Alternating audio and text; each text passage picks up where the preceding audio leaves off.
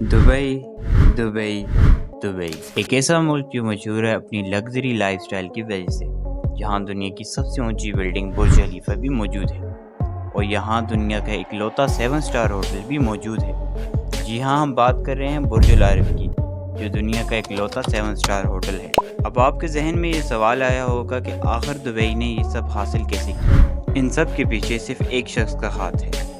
کون ہے وہ شخص، اور اس نے ایسا کیا کیا جس کی وجہ سے دبئی کی قسمت ہی بدل گئی، اور آج دبئی پوری دنیا میں مشہور ہے؟ تو آئیے چھپی ہوئی بات کی یہ ویڈیو سٹارٹ کرتے ہیں۔ زیادہ تر لوگ یہی سمجھتے ہیں کہ دبئی ایک ملک ہے، لیکن دوستو، دبئی ایک ملک نہیں بلکہ ایک سٹی ہے، جبکہ اس ملک کا اصل نام ایمریٹس آف دبئی ہے، جو کہ 6 اور کنگڈم سے ملنے کے بعد UAE کہلاتا ہے، یونائٹڈ عرب امارات۔ دبئی، جو کہ کئی لوگوں کے خوابوں کا شہر ہے، جس کے پیچھے اس کی لگژری لائف سٹائل اور خوبصورتی ہے۔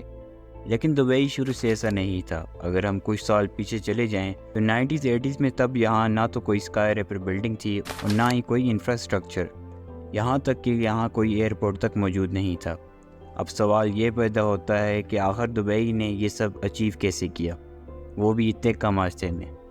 دبئی کی کنگ راشد بن سعید ال مختوم جب 1959 میں یورپ گئے تو وہاں کے انفراسٹرکچر کو دیکھ کے بہت امپریس ہوئے، اور وہاں سے آتے ہی یہ ڈیسائیڈ کر لیا کہ وہ دبئی کو ٹریڈنگ، ٹرانسپورٹ اور فائنینس کا ہب بنائیں گے، جو کہ اوور آل دا ورلڈ میں فیمس ہوگا۔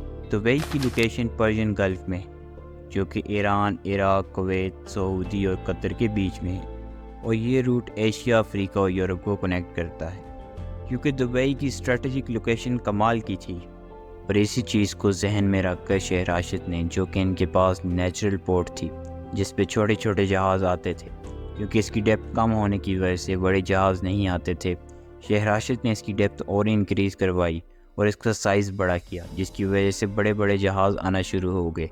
شیخ راشد نے اس پہ اپنے سارے پیسے خرچ کر دیے اور ایک بہت بڑا لون بھی لیا، اور یہ ایک بہت بڑا رسک تھا، جس کے لیے شیخ راشد کو بہت سننا بھی پڑتا تھا کہ یہ کیا کر رہے ہیں، لیکن یہ ایک گیم چینجر ثابت ہوا، اور اس کے نتیجے میں بڑے بڑے شپس آنا شروع ہو گئے۔ دبئی کے پاس کا مارکیٹ بہت اچھا چلنے لگا۔ شیخ راشد نے اس کے بعد ایئرپورٹ، روڈز بنوایا، اور جتنا بھی پیسہ آتا وہ انہی سب پر خرچ کرتے، جس کی وجہ سے ان کا مزاد بھی بنایا جاتا تھا، کیونکہ ان کے پروجیکٹ پہ پیسے بہت لگ رہے تھے۔ 1966 میں دبئی میں آئل ملتا ہے، as کمپیئرلی it's neighbouring country Abu Dhabi سے بہت ہی کم، لیکن شیخ کا کہنا تھا کہ آئل مل تو گیا ہے لیکن یہ بہت کم چلے گا، اس لیے انہوں نے آئل سے ملنے والا پیسہ بھی روڈز اور ایئرپورٹس پر لگا دیا۔ اس ٹائم شیخ نے ایک لائن بولی تھی: میرا دادا اونٹ کی سواری کرتے تھے، میرے والد بھی اونٹ کی سواری کرتے تھے، میں مرسیڈیز چلاتا ہوں، میرا بیٹا لینڈ روور چلاتا ہے، اس کا بیٹا بھی لینڈ روور چلائے گا، لیکن حالات ایسے ہوں گے کہ اس کے آنے والے بیٹے کو پھر سے اونٹ کی سواری کرنی پڑے گی۔ اس لیے وہ دبئی کو ایک ایسا سٹی بنانا چاہتے تھے کہ جو کہ آئل پر ڈیپینڈ نہ کرے۔ جب شیخ راشد دبئی میں روڈز اور ایئرپورٹس بنوا رہے تھے، تب اس ریجن میں بھی بہت سی چینجنگ ہو رہی تھی، جیسے کہ دبئی برٹشرز سے آزاد ہو جاتا ہے 1968 میں۔ شیخ راشد نے دبئی کی لوکیشن کو سمجھ لیا تھا، اس لیے انہوں نے وہاں پورٹس بنوائے۔ اس پورٹس کی وجہ سے وہاں شپس رکنا شروع ہو گئے۔ جب کوئی شپس رکتا ہے تو اس کے آس پاس بہت بڑے لیول پر کمرشل ایکٹیویٹیز ہوتی ہیں۔